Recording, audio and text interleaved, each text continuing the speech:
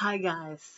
Oh my gosh. This video has been sitting in the back of my head since forever. Okay. So first off, there's something that I have that is very undiagnosed that you can probably see in this video. Okay. I do not have any script. I'm just going straight into this video because I am very hyper fixated and very in love with the amazing digital circus. First off, I want to apologize for my hair. Please don't make fun of my hair. I am wearing my favorite wig at the moment. Put picture right here. I know I look so cute. Oh, thank you. Please do not make fun of my bed not being made up. It's currently 11 p.m. I'm about to go to sleep. Why would I fix my bed for a video? That's so performative. Um, but let's get going. I I have been rewatching The Amazing Digital. I have been rewatching The Amazing Digital Circus so much. I probably rewatched it like over 20 times. Not exaggerating. Um, and I was one of the people that came to the conclusion that oh, the mannequin is someone from the outside, and I didn't think the mannequin would help them. I just thought it was someone from the outside spying on them.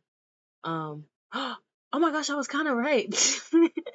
This is me conversing and ranting with my friend, and my friend was like, "No, Bubble is the one we need to watch out for." So she might be correct. Hey, we never know with the way things is going. But I was telling my friend like, "Yeah, that mannequin's bad news. Like that mannequin's watching them from the outside." I thought it was CNA, the corporation spying on them, making sure like they're progressing and stuff. But episode 3 sticks out to me the most. Episode 3 is basically Kinger's episode, and we finally get to see who he really is. But then I started thinking, like, isn't Kinger kind of low key like Kane? They're both quirky. Um, the difference between Kinger and Kane is that Kane actually has like a role to fulfill in the circus. His role is to make adventures that people like. And Kinger got sucked into the circus. So I'm gonna be right back. I have no script, but I feel like I'm onto something because last conspiracy I was kind of low key onto something. So episode 3 just stands out the most. So I'll be right back. I'm going to watch. No, let's rephrase that. I'm going to watch each and every episode and point out everything that I think that is really important for this up and coming for the up and coming episode. I'm sorry, guys. I'm not that intelligent savant with a script. I'm very chaotic, but I notice patterns and I notice the important things. Because the last conspiracy with the mannequin, I knew that mannequin was bad news. I wish I did a video, but that's not my video styles, you know? And I'm not gonna edit it like crazy. Editing takes a huge part of my life, and I'm already kind of very lazy. So, if you're watching this, thank you. So let's keep going. So the first thing that catches me off guard is this.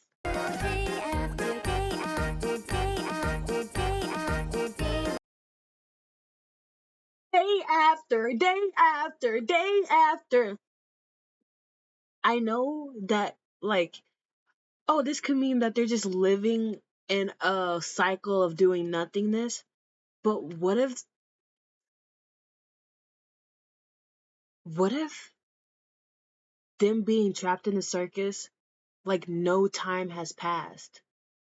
What if they're thinking like, oh, so much time has passed, we've been in here for like 10 years, and if they were to escape, they figure out it's the same day. Like, I don't know. I maybe lost some of y'all there. The day after day just really hits me hard because it makes me think like whenever they're all talking to each other, like getting to know each other, it doesn't sound like they were born or they were like they had significant generational differences from each other, you know? I feel like all of these people were just plucked within the same time frame and like they're all stuck in like a, I don't want to say time loop, but I feel like time is trapped inside that game and things can move extremely fast, whereas to in the outside world, like a day probably hasn't even passed by. But this is just me ranting. This is just me going crazy. Hey, you can read it as day after day. They do the same thing and it gets boring because they're stuck in this game. But I'm reading into it as day after day, like they're stuck in a loop. I feel like they're stuck in an, I don't want to say actual time loop. Like they wouldn't know they're stuck in a time loop. Their memory isn't erasing, but they could be literally stuck in time because they're in that game. I feel like if they were to escape, they're gonna be like, oh my gosh, nothing has changed. But that's just me. I could also be reading into this part too. Let me play this part. Kane, is this one of your NPCs or is this a new sucker? Because if it's a new character, we're gonna have to redo this whole theme song. I'm not doing. First off, when have they ever done a theme song outside of episode 1? When? I'm just shooting conspiracy theories out of the wazoo. But what if all these people are NPCs and this is just a punishment for Pomni? Pomni is the only character that has blue and red, the polarizing colors. Kane has blue and red. I feel like the rest of these characters are just fake. I think they're all NPCs. But I'll keep adding on later. Like this is I'm I'm telling y'all, I am not a game theory person. I am just a person that has a hard hyperfixation on Digital Circus Club. So when I spout something out, I would love for y'all to be respectful in the comments because I'm just having fun throwing conspiracies out there, but they have never done a theme show. I mean, they have never done an opening ever. And just so happened, whenever Pomni shows up, they're doing a little opening. Like, you can say this is just for, like, you can say this is just for the show and the creator did this, but I don't know. I feel like this makes everything very much more staged and plagiarized, especially after that mannequin thing. They set up that mannequin so like the way they set that mannequin up, it was with intent. So I feel like everything in episode 1 is like they're playing in Pomni's face. The whole theme song, they have never done that. That makes me think all of this is staged, like everyone is an NPC. Like I get that Jax had a memory be brought up into his head, but that's for my next theory. Let's keep going. That's for my next theory. Remember that. I understand, I know that Jax had a memory pop up in his head, but stay with me. This scene also makes me think everything's staged because why is everyone like keeping calm, staying cool and keeping calm about the situation of them all being stuck? Why is Pomni the only one freaked out? Like, I know they've all been in here for a long time, but like, have they really all became so complacent to the point where they're like, well, this is our home now, I can't get out? Like, I don't know. As a person that's claustrophobic, if I stay in the elevator for longer than intended to, I'm not going to become immune to that elevator. I'm going to feel like I'm dying. I get that's what abstraction means, but I think there's way more to abstraction than what makes the eye. And I feel like, okay, to skip forward, I think everyone in this, except for Pomni, is an NPC. I think the people that extract, or the people, or the NPCs that go rogue and become sentient. Whoever was the creator, let's say Kinger is a real person. Let's say Kinger is not an NPC. Let's say Kinger is a real person. I gotta do my real face. Let's say Kinger is a real person. Episode 3 shows us that Kinger made some bad mistakes, especially when it comes to his wife. Kinger made some bad choices. I feel as though they took copies of real humans and downloaded them into the game on some severance type of energy. And then whenever they start going rogue, whenever they start remembering things, like Jackson episode 7, I feel like that's whenever they start abstracting, because there's things fighting against each other, and that caused their mind to literally fracture, if that makes sense. This is just my working theory. I feel as though, even though we're not at episode 7, I feel like I need to jump forward to prove myself back. But Kane literally designed things to go in their favor. Of course, everyone was gonna, of course, they were gonna choose the button to stay. I do agree that Kane controlled Jax's mind, and that's because they're all NPCs. I haven't seen an episode. Well, that contradicts what I was gonna say. Because Pomni forgets their name.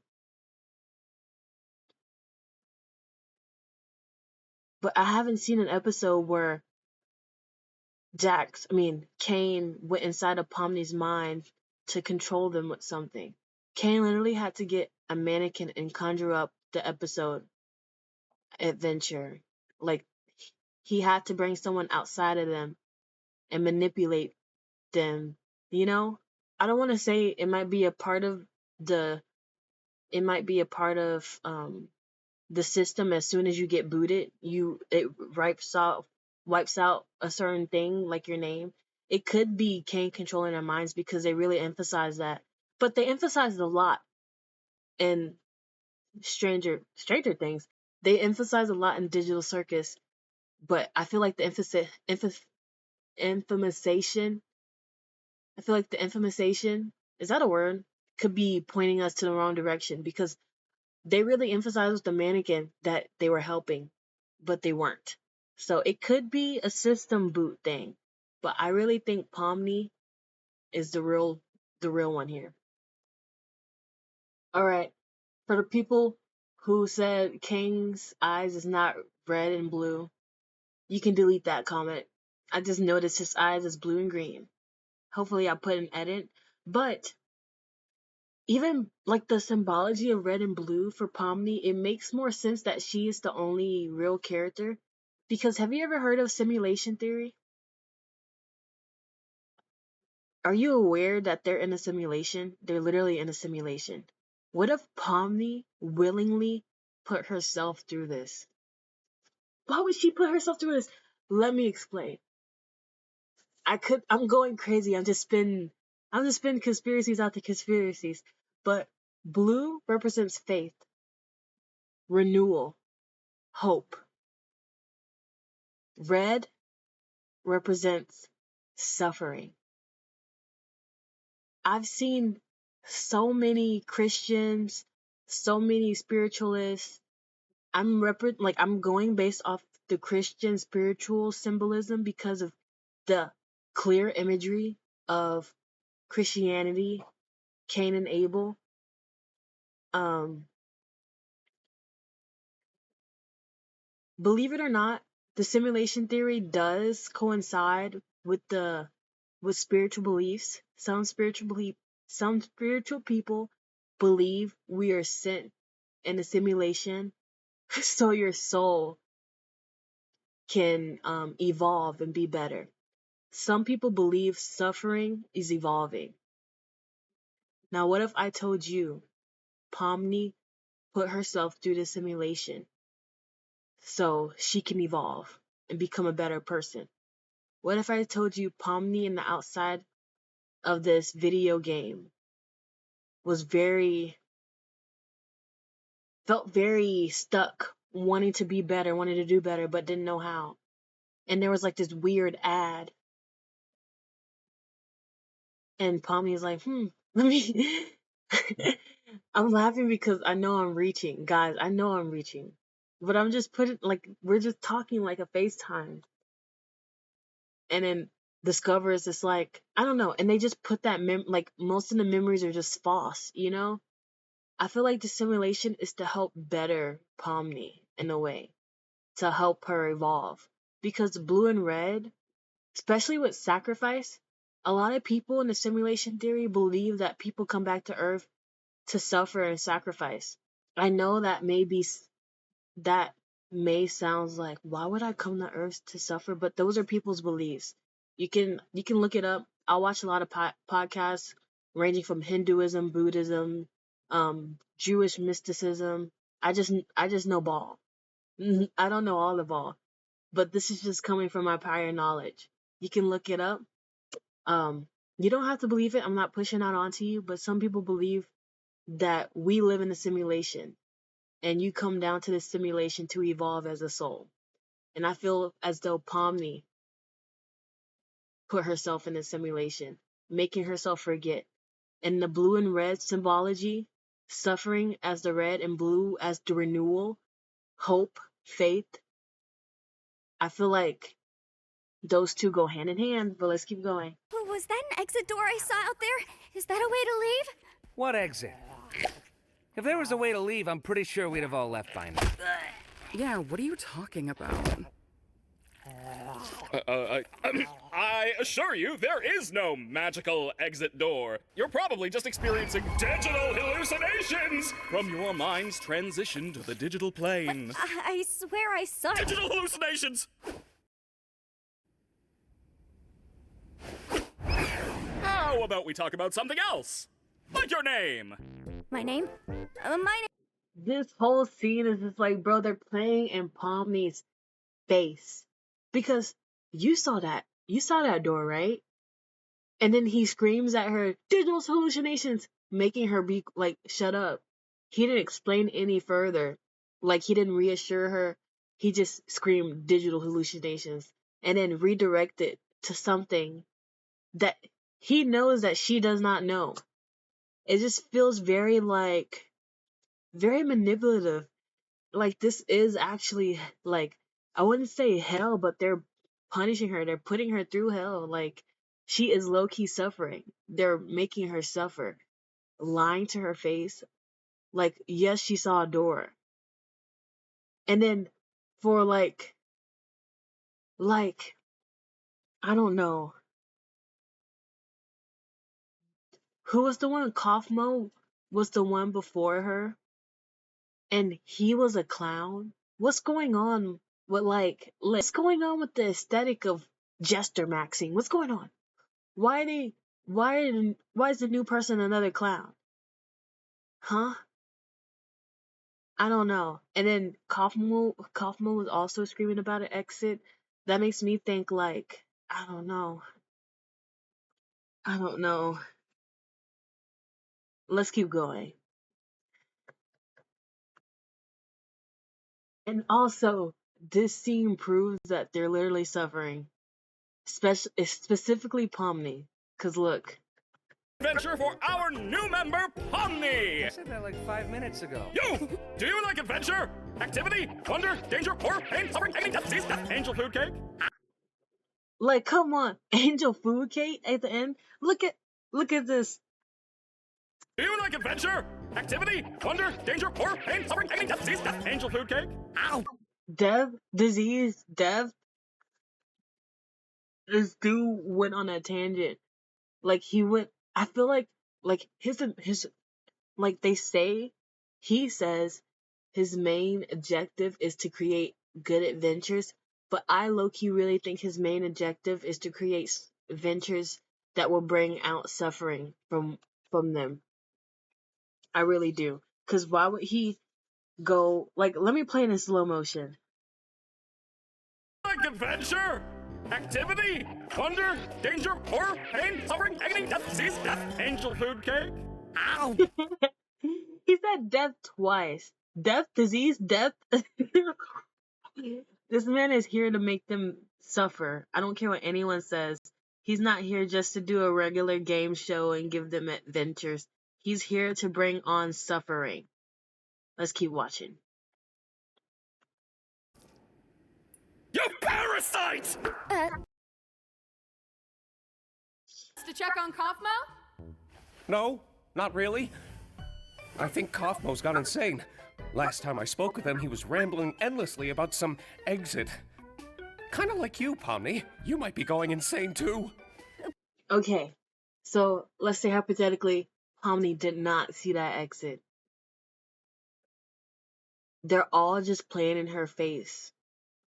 Obviously, if she really did not see that exit, the exit was there.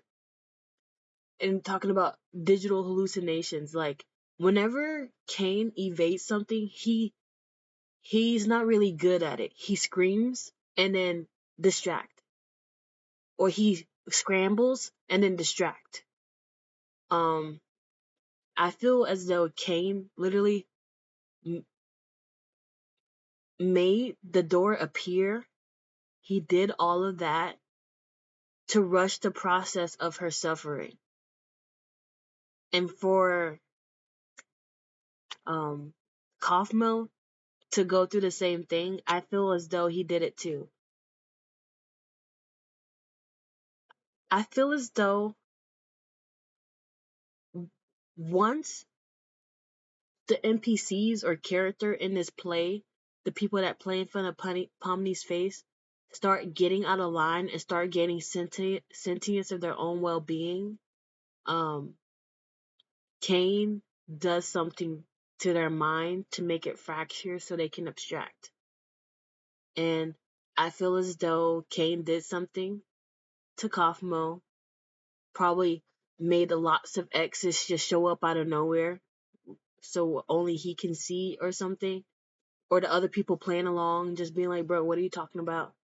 And yeah, sent Kaufmo into abstraction. I don't think Pomni can extract. I think Pomni's the only real player. I must die on that hill. Why are you looking at me like that?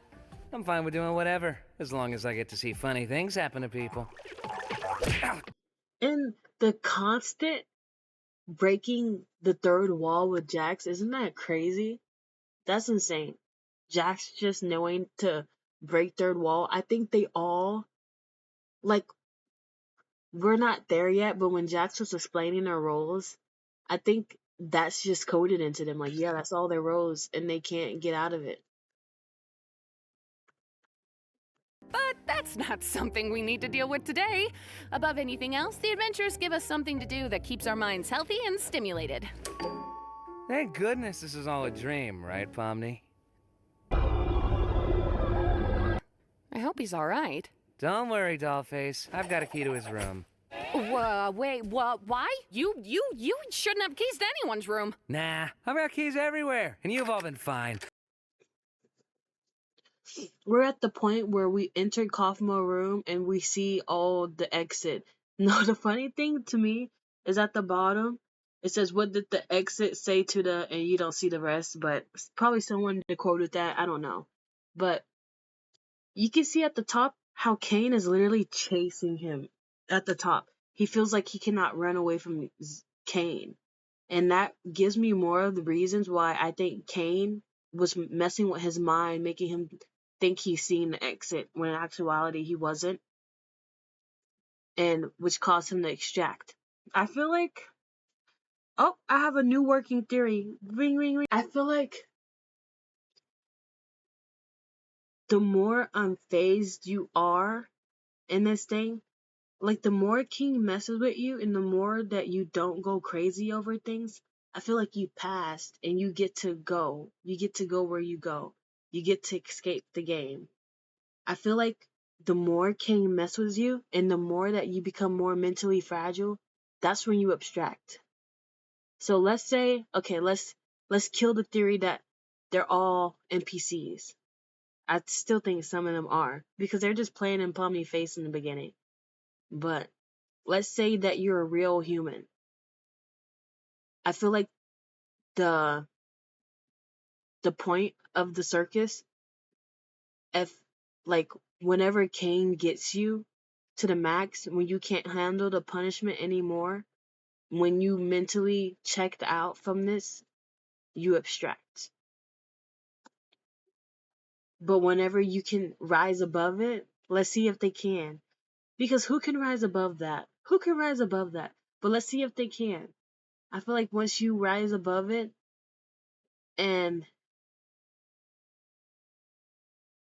work through things with ease, like I would say like Ragatha, but in the inside Ragatha, she longs for validation from others. So that's the reason why she's still in this thing. She longs for validation. Jax, he's not feeling his emotions. He's playing a character that's very cruel. Zubul, they're having body image issues. They preach about loving themselves, but they don't really accept themselves for who they are. Then towards the end, they do. Towards episode 7, they are. Which is why I'm really mad at how episode 7 went, because towards the end, some of them are ready to escape, in my opinion. I think Zubul's very accepting of themselves. I think Gangle has found someone they can confide into. I don't think I think it's very evident that Gangle is a personification of bipolar disorder, because in Gangle's episode, they were literally wearing a manic mask, and it kind of frustrated me to read the comments and no one made that connection that um Gangle was going through mania. They literally said you're getting, I think they literally quoted how they were going through a manic episode and you're getting this for 3 more seasons, but no one connected the dots. But what was I saying? I feel like, yeah, Jax is the only one that hasn't really faced their own issues, which is why I'm pretty sure they're close to abstracting. And I'm pretty sure Kaufmo didn't go through their issues either, because it alluded to a lot of reasons. It alluded a lot that Kaufman would get mad at the characters for not laughing at his jokes. If you're saying what did the exit say to the, I'm pretty sure your jokes was lame, buddy. I'm sorry. I didn't mean to leave you behind like that. I just look at my hand. I didn't know what to do. It's all. I actually think Pomni is such a great archetype for the person that, like the main character. Pomni is very selfless, but it's kind of, what's the word? Deterring to an extent. She's selfless, but it comes to her own expense sometimes. Apologizing for saving yourself when I feel like the situation is very clear that she needs to get out of there. Because red also does symbolize sacrifice, and she's very hopeful. She's very selfless. She puts people before her. I feel like towards the end of this, she's going to have to make a huge sacrifice that tests her. And this makes me think more that all of these characters are NPCs, because look at the mannequin. The mannequin that came in episode 7. The mannequin had a whole plot. The mannequin was fed lore, and it was all fake. The mannequin is like a little hint to like, hey, you don't even know what's real and what's fake. I feel Pomni's biggest test is if she can sacrifice something big to save herself. Call me on it, guys. They're gonna be like, alright, you get out, but that means your friends have to stay in here for an extra 20 years. What are you gonna do, Pomni? And it's gonna be like the good place moment. Well, when Was her name Helen or Shellen or something? Where she realized, oh my gosh, this is the bad place. This is a bad place. And I feel like Palmy's gonna be like, I'm leaving. I'm getting out of here. But that's just a theory. Okay, what you need to do right now is find Kane. He'll be able to fix me up and take care of Kaufmo. Hello? Kane? We have a bit of an issue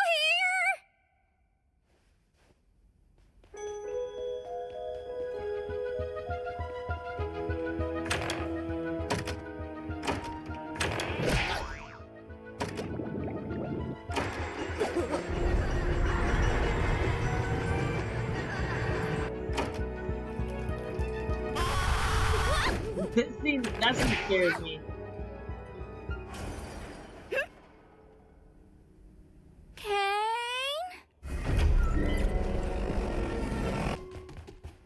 God, where's Kane?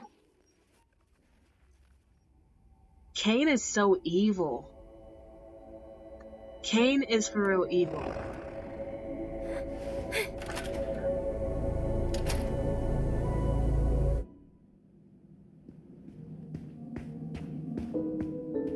Kane is. Wait a minute. First off, when have you seen Kane not appear when someone calls his name?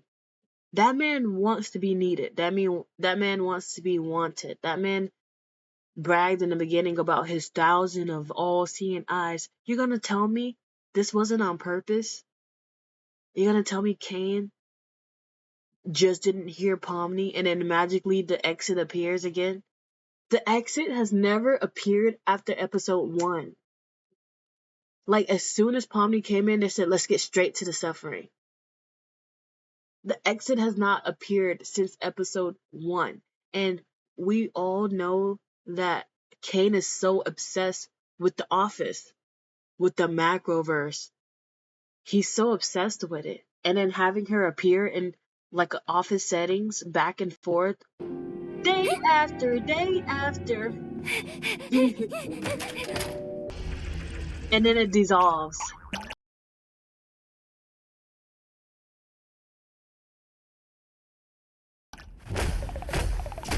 So the exit was real. It wasn't in her head. Ladies first. No, wait, why would I say that? Jax. Now let's get into Jax. Whether or not he's an NPC or not. Let's say hypothetically, he is a real person.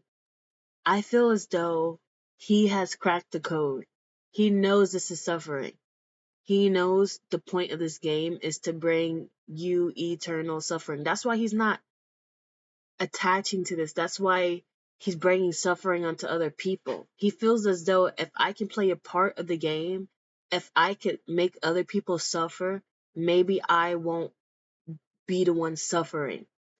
Maybe Kane won't come and attack me because I'm helping him play the game that this digital circus is. He's so persistent about being a funny one and detaching his emotions while he's so adamant on not bonding with people because Ribbit was the thing, and whatever happened with him and that girl. I mean, yeah, him running over a little girl.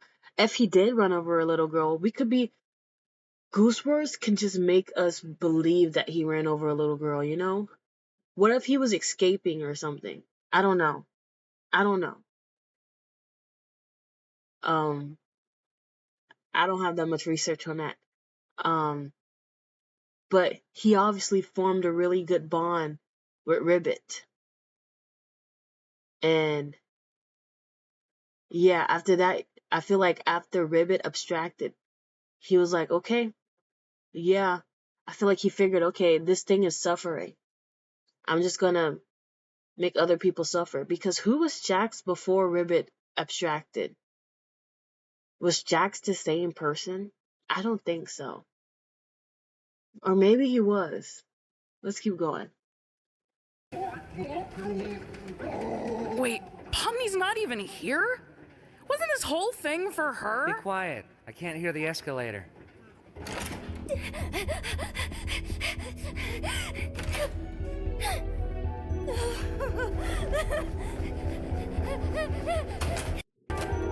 This is, oops, excuse me, they're just playing in Pomni's face.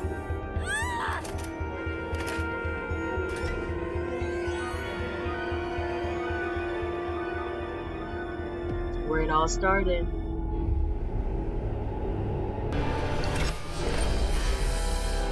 And then the void.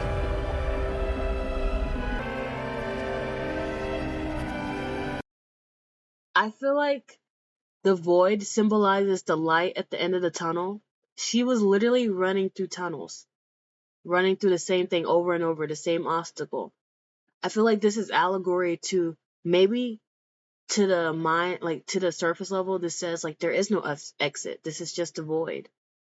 But I feel as though going through that dark tunnel that she just went through over and over again, I think this alludes to seeing the light at the end of the tunnel. I really do strongly, like, I don't know, I do think there's an exit. And I think only one person can make it out. And I think that one person is going to be Pomni through a huge sacrifice.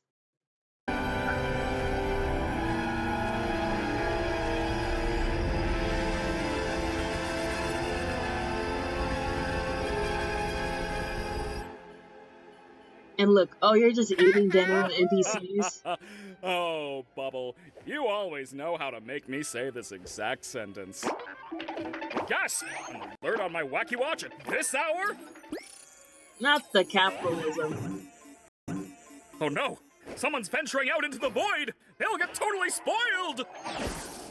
They'll get totally spoiled. Spoiled from what? What happens if you stay and get hypnotized? I feel like there's two different types of things. Abstraction, that happens in a closed, encased, dark room where your mind fractures and you become this huge being with all these eyes. What happens if you stay out into the void for a while? Look, she's literally in a trance. What would have There you happened? go! Now what the What heck would happened have around happened? here? Oh yeah, my doing. I think she would have Dang! escaped. Koppa went through a sort of cough-mosis and... Or I feel like everything would come back. Like the memories. Like, I'm really getting heavy, like, huge spiritual themes. Like, she'll be spoiled. I feel like if she were to stay there, she would remember everything. I feel Pomni agreed to do this so she can better herself as a person or something. Because the suffering to evolve theme is here. Suffering to be a better person. You can either suffer to evolve or you suffer and you keep suffering and you suffer even worse because you're not learning the lesson. I know a lot of people don't like that type of rhetoric, but that's just what I read on. abstracted! Kaufmo abstracted? Why didn't anybody tell me? Look at that face. And into the cellar you go. Like he knew this whole time. I am in so much pain.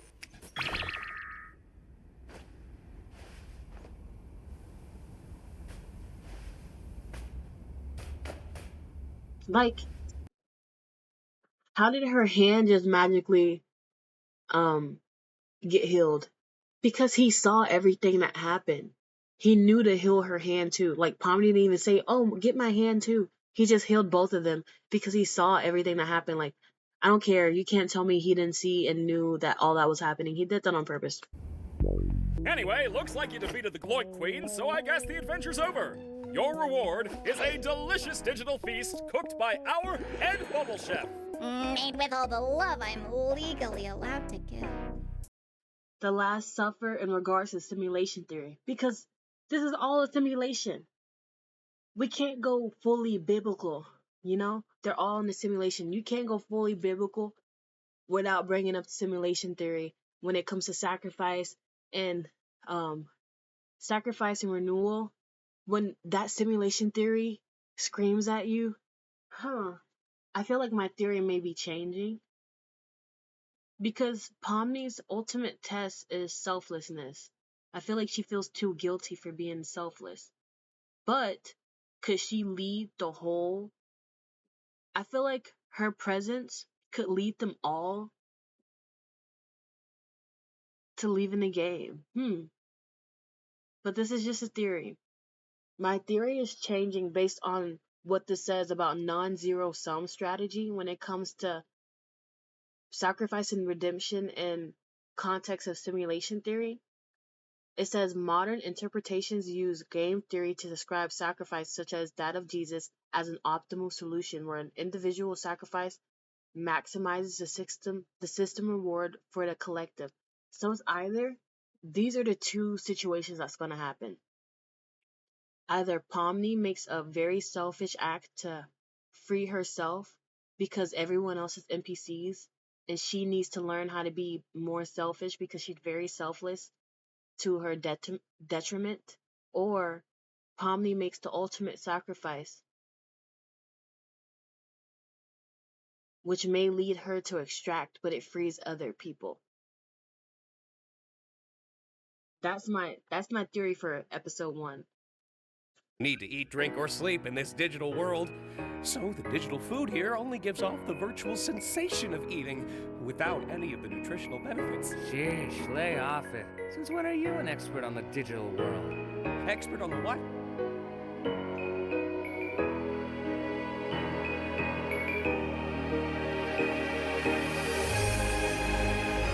And of course she's in the middle.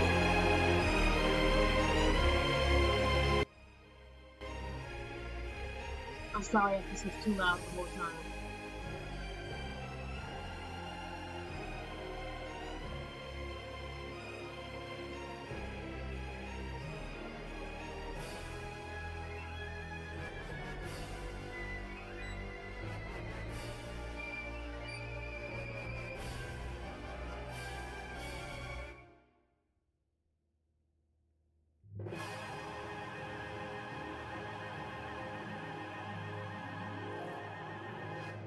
That was my theory based upon solely rewatching episode 1. I'm gonna rewatch all the episodes and keep adding or subtracting from my theory. Ultimately, I feel like the end would lead to Pomni making a sacrifice, an ultimate sacrifice to save herself. I really do feel like that. Most of y'all might be like, that's so out of character, Pomni, but that's the point. The point is for them to grow and change their ways. That's the whole point of the simulation theory. But that's what I got. I hope y'all weren't too mad at me and my explanations because I don't really have proof. I'm just like, trust me, please. But yeah, I'll see y'all next time for episode 2. This is a very different video, but thank you. Watch me on Twitch. I like to stream Minecraft and other games like GTA and Fallout and Fortnite, and yeah, any other games y'all recommend, I'll play. Okay, bye.